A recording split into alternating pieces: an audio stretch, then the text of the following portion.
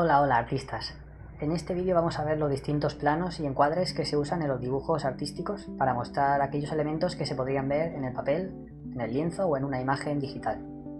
Esto también puede ser útil para la industria del cine, la televisión, el cómic, fotografía, etc. Empezamos con el plano de detalle. Aquí solo se ve una parte del personaje, por ejemplo la boca, un ojo, una mano. Se hace para enfatizar la acción que ocurre en esa parte que se está enfocando, ya que en ese momento el resto de objetos o personajes no son tan importantes o podrían desviar la atención.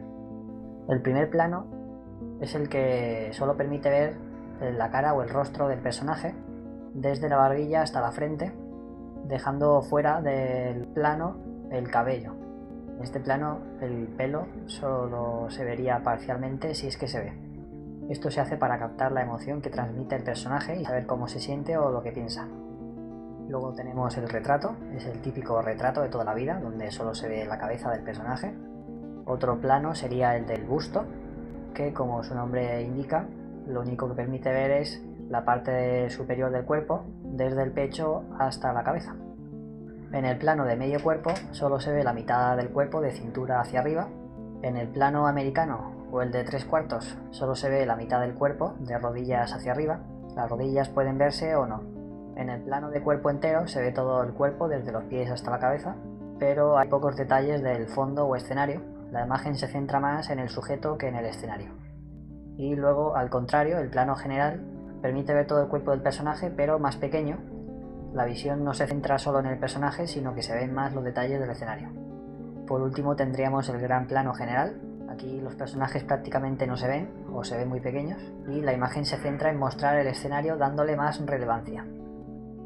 Hay otro factor que afecta a la visualización del plano o encuadre, y este es el punto o ángulo de visión. Hasta ahora todos los ejemplos que hemos visto estaban representados desde un punto de vista normal, donde el observador está a la misma altura que el personaje, más o menos a la altura de los ojos.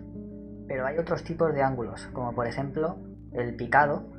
Aquí el observador está ligeramente por encima del personaje o escenario, bien porque es más alto o porque está en una posición más alta, o simplemente el personaje está agachado o está tumbado.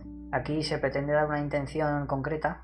Normalmente es para dar una sensación de que el personaje u objeto es más pequeño, inferior, débil, frágil, inofensivo, o como si estuviera derrotado, deprimido, ridiculizado, etc.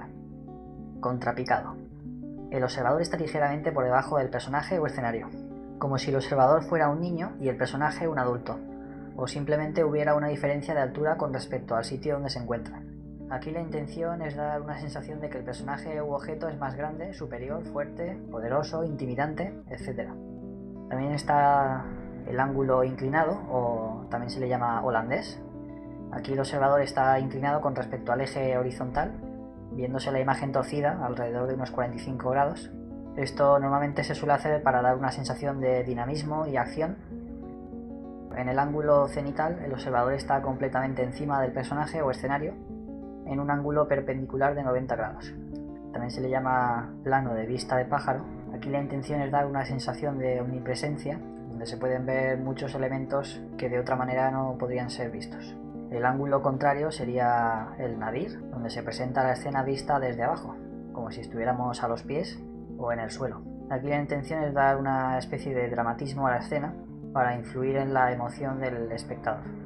Por supuesto hay más planos, más tipos de encuadres, pero estos son normalmente los que yo más veo en el arte, en los dibujos, y el resto de encuadres y planos seguramente se usan más en el cine, en la televisión, fotografía o en los cómics. El vídeo termina aquí. Me gustaría conocer vuestra opinión, así que escribidme comentarios diciendo lo que os ha gustado, lo que se podría mejorar, si tenéis alguna duda o pregunta, o si por ejemplo tenéis ideas para vídeos futuros. Responderé a todos los comentarios lo antes posible. Suscríbete a mi canal y pulsa en la campana para activar las notificaciones y así recibir avisos cuando estén preparados los siguientes vídeos. Además sería perfecto si pulsas el botón de me gusta para apoyar el vídeo y que sea más fácil que llegue a otros artistas interesados. Pues nada más artistas, gracias por vuestro tiempo, no os rindáis jamás y seguid adelante.